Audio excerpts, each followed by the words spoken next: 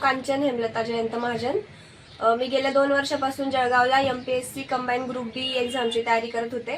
पहिल्या प्रयत्नात मी pre pass झाले होते 2024 ची, पण प्री पास झाले होते ग्रुप सी ची।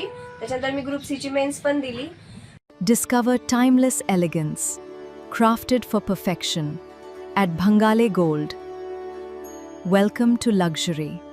पण ग्रुप बी ची प्री माझी 2024 ची काही 2-3 मार्क्सने राहिली। त्याच्यानंतर मग मी परत पुन्हा 2025 ला प्रयत्न केला। त्याच्यात मी प्री क्वालिफाय झाले। त्याच्यानंतर 17 मे ला मी मेन्स दिली आणि आता 14 ऑगस्ट ला रिझल्ट आलाय। त्याच्यात माझं OBC फिमेल मधून STI या पदासाठी माझी नियुक्ती झाली आहे। कसं वाटतं तुला? काय जाणवलं तुला? मला म्हणजे माझं आधी तर मला राज्यसेवा करायची होती, पण काही आर्थिक अडचणी असल्यामुळे मला थोड्या खालच्या पोस्टवर थोडं त्याच्यावर प्रयत्न करण्यात भाग पडलं। मग त्यामुळे मी ग्रुप बी वर स्थिरावण्याचा निर्णय घेतला। त्याच्यानंतर मी खूपच परिश्रम घेतले त्यासाठी, म्हणजे सिलेबस असो, प्रिव्हियस इयर क्वेश्चन पेपर, सगळ्या गोष्टी मी खूपच अगदी बारकाईने अभ्यास करून काढल्या। आणि मग मला आता छान वाटतंय, कारण मी 2 वर्षापासून ज्या गोष्टीसाठी वाट पाहत होती ती गोष्ट पूर्ण झाली आणि कुठेतरी माझ्या परिवाराला पण त्याच्यामुळे आर्थिक स्थैर्य येणार आहे। पण अजून मला पुढे राज्यसेवेची तयारी करायची आहे, तो त्यासाठी माझे प्रयत्न चालूच राहतील। कसं काय सांगशील? तुझी आई लहानपणापासून तुला वागवते, वडील नाही, तुला काय सांगायला वाटतं? कसं फॅमिली वागते? कसं सांगायचं म्हणजे मला तरी वाटतं मी खूपच ब्लेस्ड आहे, कारण मला खूपच सपोर्टिव्ह फॅमिली भेटली। 2007 ला जेव्हा मी 7 वर्षाचे होते तेव्हा मी माझे वडील गमावले। माझा भाऊ तो माझ्यापेक्षा 3 वर्षांनी लहान।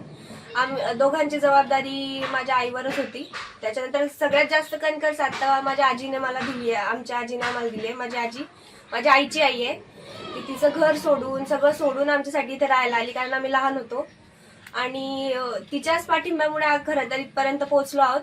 आणि म्हणजे मला आज फारच छान वाटतं। माझ्या परिवाराने कधीच मला पुढे जाण्याला विरोध नाही केला, म्हणजे तू मुलगी आहे म्हणून तू हे नको करू, तू ते नको करू, असं कधीच मला त्यांनी म्हटलं नाही। माझ्या भावाने लहान असून सुद्धा त्याने जॉब केला। तो कॉलेज ग्रॅज्युएशन करत असताना त्याने जॉब केला, कारण घरी कोणीतरी कमावणं गरजेचं होतं आणि मला ते स्थैर्य त्याच्यामुळे कदाचित भेटलं। हे यश माझे एकटीचं नाहीये, माझ्या शिक्षकांचं पण आहे। माझ्या शिक्षकांनी पण मला खूप सपोर्ट केला सगळ्याच बाबतीत, आणि शिक्षक, मित्र, मैत्रीण, माझी फॅमिली, त्यांच्यामुळेच मी आज इथपर्यंत पोहोचले। आई काय करत होती? माझी आई शेतात जायची, रोजंदारीवर दुसऱ्यांच्या शेतात जायची आणि आजही जाते अजून। सो तिचं तर खूपच, आजी पण जायची आधी, पण आता थोडीशी तब्येतीच्या कारणांमुळे ती नव्हती जात गेल्या 2-3 वर्षापासून।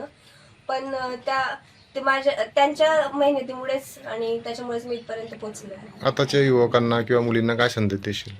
आजकालचं हे की फक्त तुमच्या स्वप्नांवर विश्वास ठेवा। तुम्ही जर ठरवलं तर तुम्ही करू शकता।